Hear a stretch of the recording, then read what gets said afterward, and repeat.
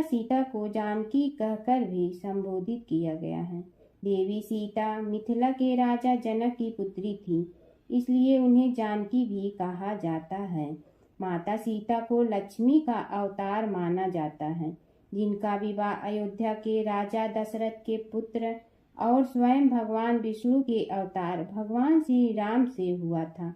विवाह के उपरांत माता सीता को भगवान राम के साथ 14 साल का वनवास झेलना पड़ा। हालांकि माता सीता के जन्म को लेकर कई पौराणिक कथाएं प्रचलित हैं। माता सीता के जन्म से जुड़ी एक और कथा प्रचलित है, जिसके अनुसार कहा जाता है कि माता सीता लंकापति रावण और मंदोदरी की पुत्री थी। इस कथा के अनुसार सीता जी वेदवती नाम की एक स्त्री का पुनर्जन्म थी। वेदवती विष्णु जी की परम भक्त थी और वह उन्हें पति के रूप में पाना चाहती थी। इसलिए भगवान विष्णु को प्रसन्न करने के लिए वेदवती ने कठोर तपस्या की। कहा जाता है कि एक दिन रावण वहां से निकल रहा था जहां वेदवती तपस्या कर रही थी, और वेदवती की सुंदरता को देखकर रावण उस पर मोहित हो गया। रावण ने वेदवती को अपने साथ चलने के लिए कहा, लेकिन वेदवती ने साथ जाने से इनकार कर दिया। वेदवती के मना करने पर रावण को क्रोध आ गया और उसने वेदवती के साथ दुर्व्यवहार करना चाहा। रावण के स्पर्श करते ही वेदवती ने खुद को भस्म कर लिया और रावण को श्राप दिया कि वह रावण की पुत्री के रूप में जन्म लेगी और उसकी मृत्यु का कारण बनेगी। कुछ समय बाद मंदोदरी ने एक कन्या को जन्म दिया, लेकिन वेदवती के श्राप से भयभीत रावण ने जन्म लेते ही उस कन्या को सागर में फेंक दिया, जिसके बाद सागर की देवी वरुणी ने उस कन्या को धरती की देवी पृथ्वी को सौंप दिया और पृथ्वी ने उस कन्या को राजा जनक और माता सुनैना को सौंप दिया। जिसके बाद राजा जनक ने सीता का पालन पोषण किया और उनका विवाह श्री राम के साथ संपन्न कराया। फिर वनवास के दौरान रावण ने सीता का अपहरण किया, जिसके कारण श्री राम ने रावण का वध किया और इस तरह से सीता रावण के वध का कारण बनी। वाल्मीकि रामायण के अनुसार एक बार मिथिला में बड़े भयंकर सूखे से राजा जनक बेहद परेशान हो गए थे। तब इस समस्या को छुटकारा पाने के लिए उन्हें एक ऋषि ने यज्ञ करने और धरती पर हल चलाने का सुझाव दिया। ऋषि के सुझाव पर राजा जनक ने यज्ञ करवाया और उसके बाद राजा जनक धरती जोतने लगे। तभी उन्हें धरती में से सोने की खूबसूरत संदूक में एक सुंदर कन्या मिली। राजा जनक की कोई संतान नहीं थी, इसलिए उस कन्या को हाथों में लेकर उन्हें पिता प्रेम की अनुभूति हुई। राजा जनक ने उस कन्या को सीता नाम दिया और उसे अपनी पुत्री के रूप में अपना लिया। माता सीता की कथा। यह कहानी सीता माता कहती थी और श्री राम इसे सुना करते थे। एक दिन श्री राम भगवान को किसी काम के लिए बाहर जाना पड़ा, तो सीता माता कहने लगी कि भगवान, मेरा तो 12 वर्ष का नित्य नियम है। अब आप बाहर जाएंगे तो मैं अपनी कहानी किसे सुनाऊंगी। श्री राम ने कहा कि तुम कुएं की पाल पर जाकर बैठ जाना और वहां जो औरतें पानी भरने आएंगी उन्हें अपनी कहानी सुना देना। सीता माता कुएं की पाल पर जाकर बैठ जाती हैं। एक स्त्री आई, उसने रेशम की जड़ी की साड़ी पहन रखी थी और सोने का घड़ा ले रखा था।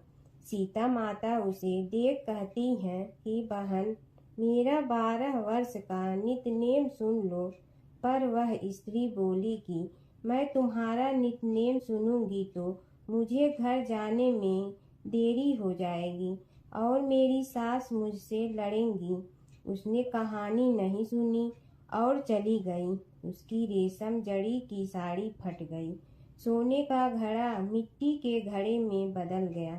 सास ने देखा तो पूछा कि ये किसका दोष अपने सिर लेकर आ गई है।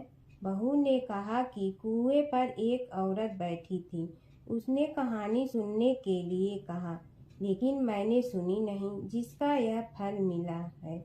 बहू की बात सुनकर अगले दिन वही साड़ी और घड़ा लेकर सास कुएं की पाल पर गई।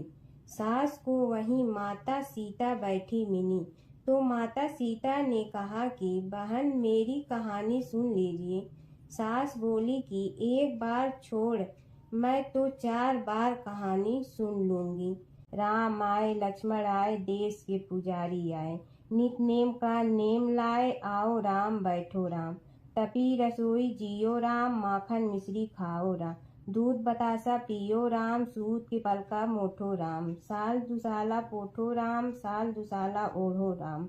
जब बोलो जब राम ही राम, राम संवारे सबके काम। खाली घर भंडार भरेंगे, सबका बेड़ा पार करेंगे। श्री राम जय राम जय जय राम। सास बोली कि बहन, कहानी तो बहुत अच्छी लगी।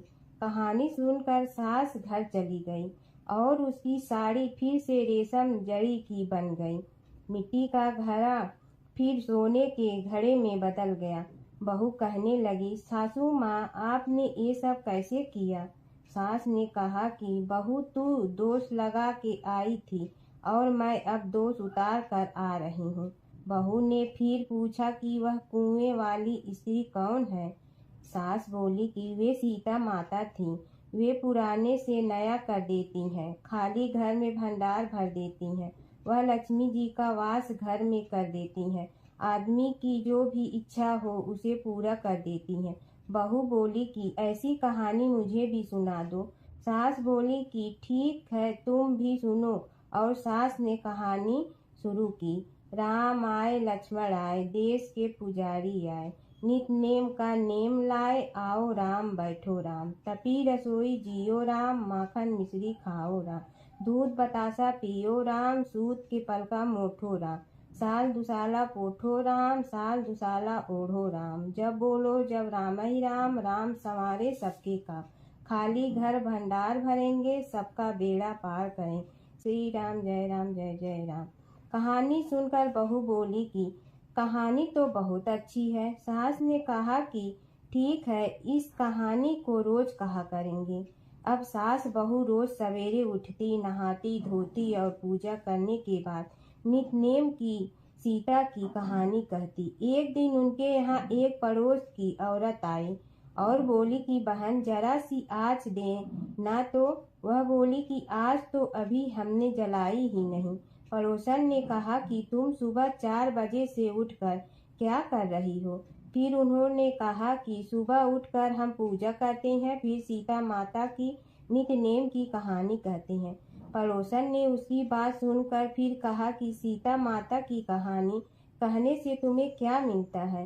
वे बोली कि इनकी कहानी कहने से घर में भंडार भर जाते हैं, सारे काम सिद्ध होते हैं, मन की इच्छा भी पूरी हो जाती है। पड़ोसन कहती है कि बहन, ऐसी कहानी तो मुझे भी सुना दो। फिर वह बोली कि ठीक है, तुम भी यह कहानी सुन लो। राम आए, लक्ष्मण आए, देश के पुजारी आए, नित नेम का नेम लाए, आओ राम बैठो राम।